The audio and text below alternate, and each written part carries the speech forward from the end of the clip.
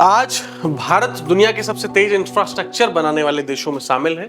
हर दिन नई सड़कें बनती हैं, नए एक्सप्रेस भी बनते हैं, नए पुल बनते हैं और अरबों रुपए की नई परियोजनाएं शुरू हो रही हैं। लेकिन इसी बीच एक सवाल जो है वो बार बार सामने आ रहा है। कुछ सड़कें पहली बारिश में ही उखड़ जाती हैं और करोड़ों रुपए की परियोजनाएं कुछ ही महीनों में मरम्मत मांगने लग जाती हैं। क्या ये सिर्फ कुछ अलग अलग हादसे हैं या फिर इसके पीछे कोई बड़ा सिस्टम काम कर रहा है?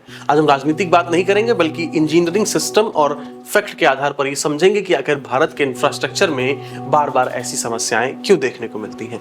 नमस्कार, हमारा नाम है शिवम यादव और आप देख रहे हैं न्यूज फीड। अगर बात सिर्फ निर्माण की करें तो भारत ने पिछले कुछ सालों में सड़क निर्माण की गति में बड़ा इजाफा किया है। सड़क परिवहन एवं राजमार्ग मंत्रालय के अनुसार राष्ट्रीय राजमार्ग नेटवर्क लगातार बढ़ा है और पिछले एक दशक में इसकी लंबाई में उल्लेखनीय वृद्धि हुई है। भारत दुनिया के सबसे बड़े एक्सप्रेसवे नेटवर्क विकसित करने वाले देशों में शामिल हो चुका है। Dedicated freight corridors, Mumbai Nagpur Samruddhi Mahamarg, Delhi Mumbai expressway, चार धाम परियोजना और कई मेगा ब्रिज, ये सभी देश के विकास की तस्वीरें पेश करते हैं। लेकिन यहाँ पे जो तस्वीर है वो तब सवालों में बदल जाती है जब कहीं कोई नया बनाया हुआ पुल गिर जाता है। नई सड़क पहले ही बारिश में खराब हो जाती है, धुल जाती है। हर हादसे का कारण एक जैसा नहीं होता, लेकिन विशेषज्ञ सामान्य तौर पर कुछ बड़ी चुनौतियों की ओर इशारा करते हैं। पहला कारण यह है क्वालिटी कंट्रोल का। सड़क या पुल बनाना सिर्फ सीमेंट डाल देने से नहीं बनता है ना। कंक्रीट की कोरिंग कितनी है, स्टील की क्वालिटी क्या है, सॉइल टेस्टिंग की गई या नहीं की गई, कॉम्पैक्शन, ड्रेनेज, हर स्टेप बहुत ज्यादा इंपॉर्टेंट होता है। अगर इनमें कहीं भी समझौता हो जाए तो संरचना की उम्र जो है वो कम हो जाती है।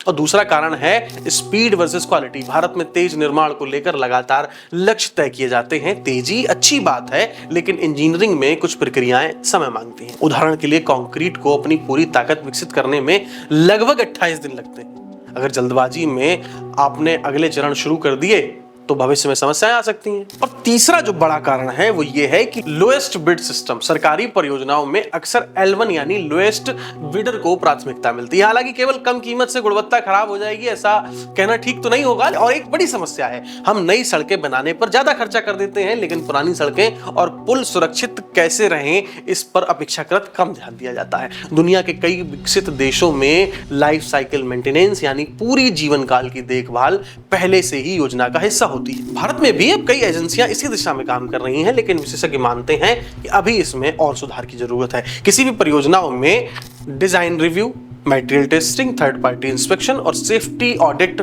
बहुत ज्यादा इंपॉर्टेंट होते हैं। भारत में भी कई परियोजनाओं में इंडिपेंडेंट इंजीनियरिंग और थर्ड पार्टी ऑडिट्स होते हैं, लेकिन सीएजी की विभिन्न रिपोर्टों और कई राज्य स्तरीय ऑडिट्स में समय समय पर निगरानी, गुणवत्ता नियंत्रण और रखरखाव से जुड़ी कमियों की ओर ध्यान दिलाया गया है। इसका मतलब ये नहीं है कि हर परियोजना खराब होती है, बल्कि ये बताता है कि मॉनिटरिंग जितनी ज्यादा मजबूत होगी उतनी ही सुरक्षा बेहतर होगी। जापान हो, जर्मनी हो, सिंगापुर हो, इन सभी देशों में कई पुलों पर लगातार सेंसर मॉनिटरिंग होती है, क्रैक मॉनिटरिंग होती है, वाइब्रेशन एनालाइज होता है, लोड मॉनिटरिंग होती है और समय समय पर डिजिटल निरीक्षण किया जाता है। कई देशों में मरम्मत तब नहीं होती जब पुल टूटने लगता है, बल्कि उससे बहुत पहले ही वो शुरू कर देते हैं। इसी वजह से उनकी कई संरचनाएं 70 से 100 साल तक सुरक्षित रहती हैं। अब हम बात करते हैं इसके समाधान की।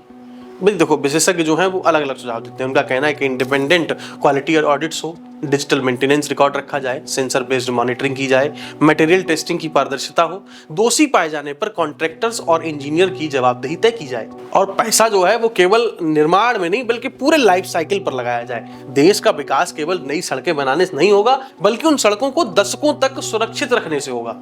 एक पुल सिर्फ कंक्रीट और लोहे का ढांचा नहीं होता, उस पर रोज लाखों लोगों का भरोसा चलता है। और जब कोई पुल टूटता है तो सीमेंट की दीवार थोड़ी ना टूटती, कई परिवारों का विश्वास भी टूट जाता है। और अगर भारत को विकसित राष्ट्र बनाना है तो हमें सबसे तेज निर्माण के साथ साथ सबसे सुरक्षित निर्माण पर भी उतना ही ध्यान देना होगा। आपका क्या मानना है? क्या भारत को अब निर्माण की रफ्तार से ज्यादा गुणवत्ता और रखरखाव पर निवेश करना चाहिए?